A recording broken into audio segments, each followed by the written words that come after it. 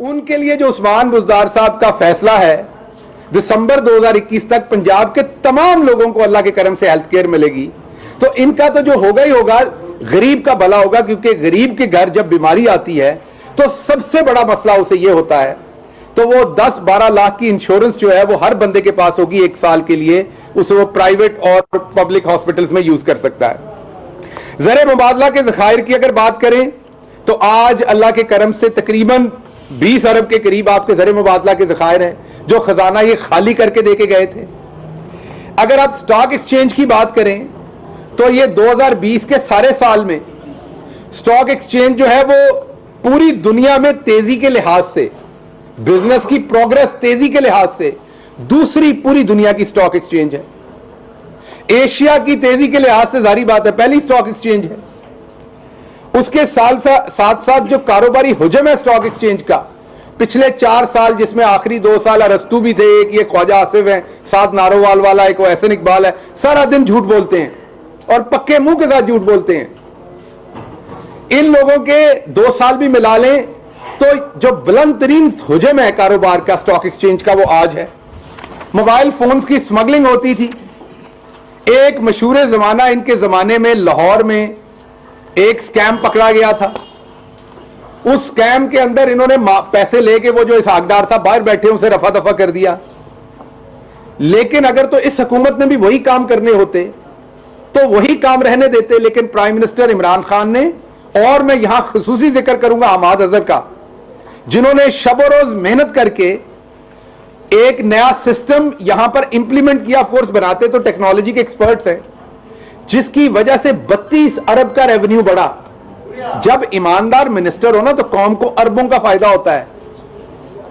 जब इस तरह के आप फनकार ले आएंगे तो फिर अरबों रुपए के नुकसान होते हैं और वो माल अपनी जेब में डाल के निकल जाते हैं। 32 अरब रुपए का फायदा हुआ। जो रेवेन्यू पहले 22 अरब था वो अब 54 अरब हो गया।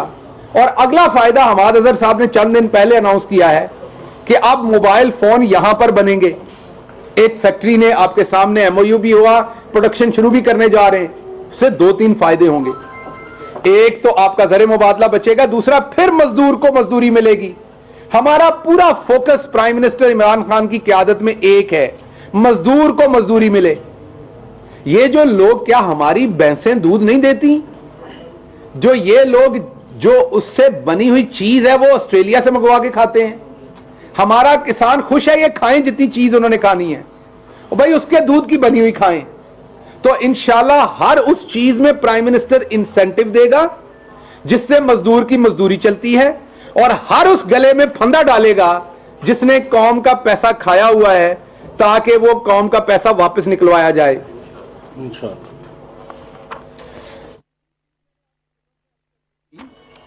सिर्फ एक्सपोर्ट की, जिसमें सियालकोट का बड़ा हिस्सा है, 3 अरब डॉलर की एक्सपोर्ट सियालकोट करता है। एक एक्सपोर्ट में सियालकोट का हिस्सा है, एक इसी एक्सपोर्ट में नून लीग का भी हिस्सा है। वो मैं आपको बताता हूं क्या है। नून लीग ने पूरी कोशिश करके बहुत मेहनत की एक्सपोर्ट के ऊपर, मैं ये नहीं कहूंगा कम की। जब ये गवर्नमेंट में आए तो इन्हें 25 अरब 11 करोड़ डॉलर की एक्सपोर्ट मिली। आप सोचें, जरदारी साहब जैसे 10% के होते हुए भी पाकिस्तान का बिजनेसमैन इतना तकड़ा था कि बच गया। 25 अरब 11 करोड़ डॉलर की एक्सपोर्ट व तमाम माल पानी उनको देने के बाद भी बच गई। इन्होंने इतनी मेहनत की, ये एहसन इकबाल अरस्तू हो या दूसरे, इतनी दिन रात मेहनत की कि पाकिस्तान की एक्सपोर्ट में कितना इजाफा किया, 5 अरब डॉलर का घाटा डाला और उसमें हर साल, और शबो रोज मेहनत करके वो एक्सपोर्ट ये 20 अरब 42 करोड़ के ऊपर ले आए। ये है वो जो आपको कहते हैं इकोनॉमी बेहतर हो रही थी, इकोनॉमी बेहतर हो रही थी। भाई बिल्कुल हो रही थी। 80 मंदे की इकोनॉमी बेहतर हो रही थी, और इकोनॉमी हो जहां दी बेहतर होंदी हो जगह बेशरम रोहेल असगर है कल प्राइम मिनिस्टर वास्ते गलीज गालियां कढ़ रहा सी। वो घटिया आदमी, जब उसके वालिद का कत्ल हुआ था, अल्लाह उनको जन्नत में जगह दे, तो उस टाइम जिसने किया था उसके पांव पड़ के जाके तो माफी मांग ली थी। वो कल गलीज गालियां निकाल रहा था और पंजाबी कल्चर का नाम लेके गालियां निकाल रहा था, और साथ कह रहा था मेरी धी अज साडे घर आई है, इन्होंने दसो मापे धियां दा इस्तकबाल किस तरह करते हैं। बेहया आदमी कहना तो मेरा दिल और बड़े अल्फाज कह रहा, लेकिन मेरी अखलाकियात इजाजत नहीं देती। वो बेहया आदमी प्यो धियां दे सामने गंदियां गालां कढ़दे ने।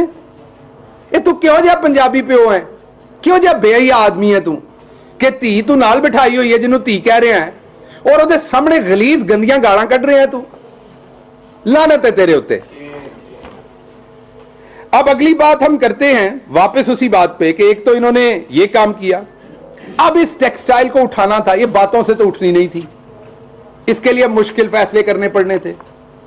मुश्किल फैसले क्या होते हैं ये कौम को समझ आनी चाहिए। अक्सर सोचते हैं कि हुकूमत के पास पैसा पता नहीं कहां से आता है।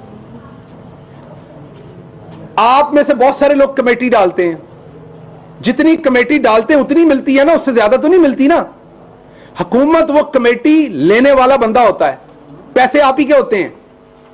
ये ज़हन में रखें। ये नवाज शरीफ साहब अपने घरों नहीं पैसे लेके आंदे, 80 घरों नहीं लेके आए। ये पैसे तुहाडे हुंदे ने जिहड़े ईमानदारी नाल इस्तेमाल होने हुंदे ने। हुकूमत के पास वो आपकी कमेटी होती है। अगर कमेटी 10,000 की है तो वापस 10,000 की निकलनी है, वो आप ही के पैसे हैं सारे।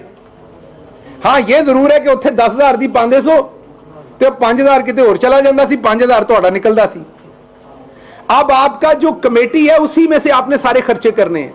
तो पाकिस्तान की माइशत बहुत दिगरगू हालात में थी जब हम आए थे अपना पेट काट के। जब मैं पेट काट के कहता हूं तो कहां पे 70% वजीर आजम हाउस का पहले साल में खर्चा कम किया गया, 60% दूसरे में किया गया। इनके 5-5 कैंप ऑफिस थे, वजीर आजम पाकिस्तान का एक कैंप ऑफिस भी नहीं है। अपने घर में रहता है, अपना सुई गैस अपनी बिजली का पैसा अपनी जेब से देता है। अपने घर पे जो मेहमान आते हैं जो वजीर आजम होने की वजह से आते हैं, सारी बात, बहुत सारी ऑफिशियल मीटिंग्स, उनका खाना वाना सब कुछ अपनी जेब से चलाते हैं। किसी किस्म की कोई ऐसी मुराद नहीं है जो वो ले रहे हैं, जो इन्होंने अंदर खाते की हुई थी सारे टब्बरों ने। एक तो वहां से, दूसरा आपने देखा होगा कोई सड़क टूटी रह गई होगी आपकी, भले वो पसरूर की हो, वो बन सकती थी अगर दिखावे का काम करना होता। फिर बादशाह डैम शुरू नहीं होना था, मोमन डैम शुरू नहीं होना था, क्योंकि वो तो बनना 15 साल में 20 साल में। हमें तो उसका कोई फायदा नहीं है 2023 के इलेक्शन में। ये तो सोचते ही थे कि मेट्रो बनाओ, इलेक्शन तो पहले फीता काट दो, ऑरेंज ट्रेन बनाओ, इलेक्शन से पहले फीता काट दो। तो ये पसरूर रोड रातों रात बन सकती है। ये जो गरीबों को 180 अरब रुपया बांटा है, आपके सारे पंजाब की 2-3 सालों में ये 180 अरब रोके तो आपकी बहुत सारी सड़कें बन जाती हैं। ये जो आपके प्राइम मिनिस्टर ने 35 लाख छोटे कारोबारी लोगों को बिजली के बिलों का रिलीफ दिया 3 से 6 महीने का, वो ना देते तो सड़कें पुल और भी बन जानी थी। जो काम ये करते थे, लेकिन उस खरादिए को, उस वेल्डर को, उस नाई को, उस मोची को, उस छोटी सनत वाले दूसरे तमाम लोगों को जो छोटे पुर्जे बना रहे हैं सनत के लिए, उन सबको भी बराबर खड़ा करना था कि कोरोना ने उनकी भी कमर तोड़ी थी।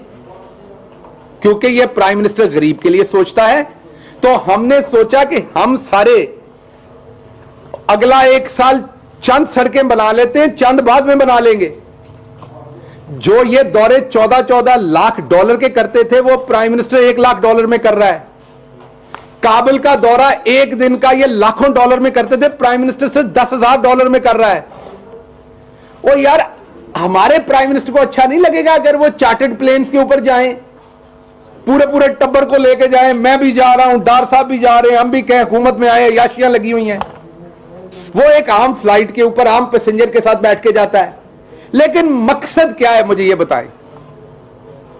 मकसद तो अचीव हो गया ना जब उन्होंने यूनाइटेड नेशन में खड़े होकर तकरीर की, जब वो इस कौम का बेटा दाड़ा, और स्पेशली दाड़ा हमारे सबसे महबूब शख्सियत के लिए, जिनका नाम हजरत मोहम्मद मुस्तफा सल्लल्लाहु अलैहि वसल्लम है, जिन पे हमारी जान भी कुर्बान है।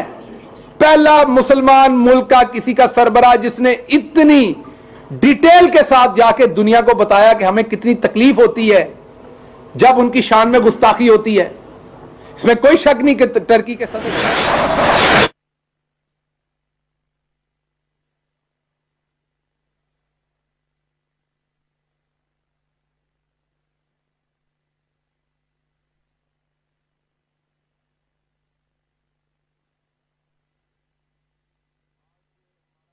एनसीओसी का जो रोजाना जिस तरीके से इजलास होता है उसके अंदर बड़ी तफसील से हमने जो कोरोना की मौजूदा सूरत हाल है उसके ऊपर गौर किया। जो इकदामात अभी तक उठाए गए हैं उन इकदामात के ऊपर भी नज़र डाली गई और उन इकदामात के ऊपर जो अमल दरामद कराया जा रहा है उसके ऊपर भी बड़ा तफसीली तजिया किया गया। उससे पहले